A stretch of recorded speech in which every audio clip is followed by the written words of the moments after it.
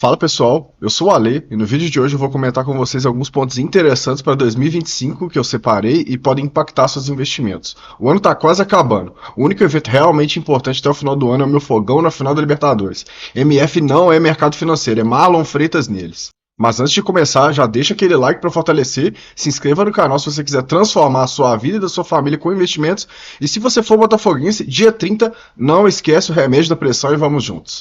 Ok, vamos lá. Primeiro tema: o retorno de Trump à Casa Branca. Vitória esmagadora do Laranjão e, ao que parece, a transição de governo tende a ser suave. Trump se encontrou com Biden, dá uma olhadinha nessa foto do encontro dos dois sorrindo. Tenho falado. Agora vamos deixar o Biden descansar. Ele levou uma rasteira do partido e viu a vice dele, Kamala Harris, ser massacrada, ainda que com gastos recordes na campanha. A gente já tem visto o chamado Trump Trade se materializando. É a valorização do dólar frente às demais moedas, a subida da bolsa americana com a proposta de ser implementada a redução de impostos para empresas, ou seja, mais lucro para as empresas americanas, com o aumento das tarifas de importação, principalmente da China, que vai ajudar a financiar essa redução de imposto. O mercado já vem antecipando esses impactos e a tendência é que vejamos essa configuração ao longo de 2025, como estão chamando de início do protecionismo americano. A economia americana deve continuar crescendo e isso talvez impeça o Fed de baixar juros já nas próximas reuniões. Pausa rápida para te convidar a me seguir nas outras redes sociais. Lá eu tenho acompanhado diariamente as notícias que impactam os mercados e trazendo aquela opinião pessoal sobre os temas. No meu projeto, o Investir para Transformar, eu tenho a minha mentoria individual, onde eu te ajudo a investir e abro um canal direto com você para a gente trocar ideias sobre oportunidades de investimento e alocação de capital. Se fizer sentido para você, me manda uma DM. Voltando para o vídeo, segundo tema: o fim das guerras locais. Donald Trump sempre teve uma abordagem mais direta em relação a conflitos internacionais. Durante seu mandato, ele priorizou negociações e ameaças econômicas ao invés de intervenções militares tradicionais. Será que esse perfil mais pragmático e focado nos interesses americanos pode influenciar positivamente a resolução de conflitos locais? Alguns análises sugerem que a volta de Trump pode sinalizar um aumento na pressão diplomática sobre países em conflito. A promessa de colocar a America First novamente, segundo seus apoiadores, envolve menos intervenção direta e mais diplomacia direta, inclusive com países considerados inimigos dos Estados Unidos. Recentemente, temos visto algumas movimentações que indicam um cenário de incerteza. Por exemplo, o conflito entre Israel e Gaza, a situação na Ucrânia e tensões em Taiwan são conflitos que têm envolvido diretamente ou indiretamente os interesses dos Estados Unidos. Em 2025, os olhos do mundo estarão atentos para ver se a Casa Branca realmente mudará de rumo. Vamos imaginar alguns cenários. Um deles seria Trump adotando sanções pesadas ou medidas diplomáticas duras que pressionem países em conflito a buscar negociações. Por outro lado, há críticas que dizem que a postura de Trump pode ser arriscada e, em vez de estabilizar, trazer mais tensões, como já vimos em interações tensas com o Irã e a Coreia do Norte no passado.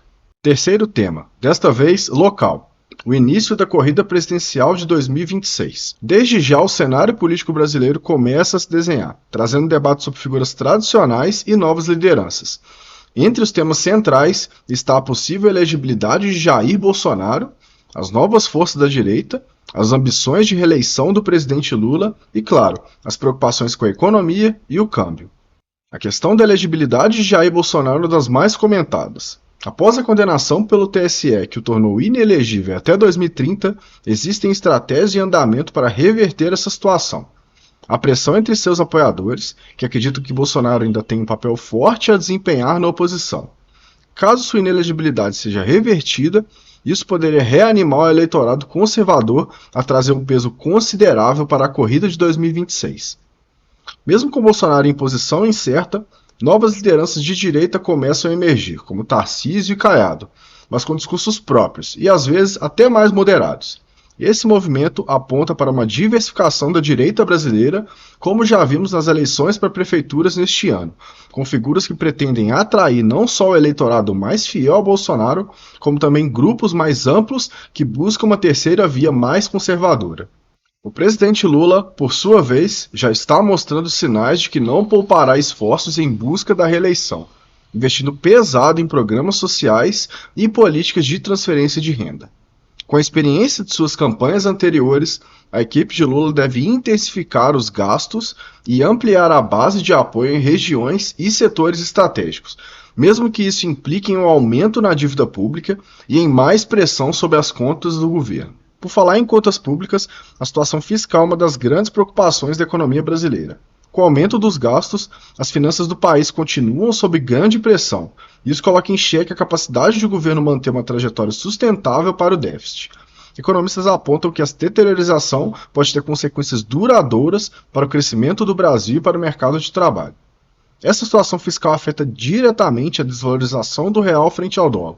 Com o aumento da incerteza econômica e a percepção de risco em torno das finanças brasileiras, investidores tendem a buscar moedas fortes, o que aumenta a pressão sobre o câmbio e agrava a perda de valor do real.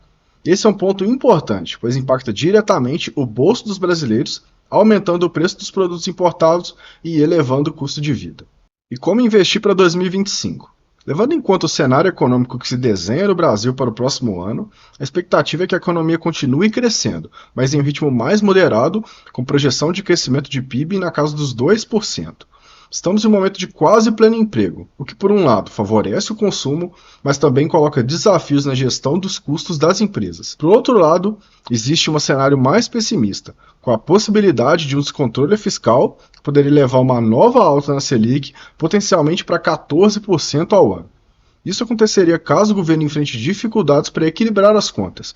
Poderia levar a inflação para fora da meta e pressionar ainda mais o câmbio, fortalecendo o dólar e gerando mais incerteza no mercado. Com a Selic tão elevada, muitas empresas, especialmente as mais endividadas, podem enfrentar dificuldades para gerenciar seus balanços e manter margens de lucro saudáveis. Com essa incerteza, a alocação em investimentos pós-fixados deve continuar sendo uma das favoritas para 2025, especialmente para aqueles que buscam proteção contra a volatilidade. Com a Selic possivelmente em níveis elevados, o rendimento dos pós-fixados devem seguir atraentes. Os títulos IPCA+, também são ótimas opções para 2025, pois oferecem proteção contra a inflação, garantindo uma rentabilidade real acima do IPCA. Nesse cenário, ele se torna uma escolha interessante, principalmente para investidores que querem evitar a corrosão do poder de compra e proteger seu patrimônio no longo prazo. Esse tipo de título pode ser especialmente relevante caso a inflação saia da meta e o custo de vida se eleve. Além dos pós-fixados e IPCA+, para quem tem o perfil mais arrojado, uma exposição cautelosa à renda variável pode fazer sentido, especialmente em setores menos sensíveis à inflação e ao dólar forte. Empresas de setores defensivos ou com baixa alavancagem podem representar boas oportunidades, mas com a cautela de focar em negócios resilientes que não dependam tanto de crédito ou não estejam muito expostos ao dólar. Com 2025 prometendo ser um ano desafiador, alinhar o investimento com seu perfil de risco é fundamental. Se você prefere segurança, os pós-fixados e IPCA+, podem ser os melhores amigos do seu portfólio no próximo ano. E lembre-se de considerar liquidez. Se o cenário de alta de juros se concretizar, você pode querer ter flexibilidade para adaptar sua carteira de acordo com as mudanças na economia. E aí, gostaram? Algum outro tema que pode ser relevante para nossos investimentos que eu não falei aqui? Deixe nos comentários. Aquele abraço. Tchau.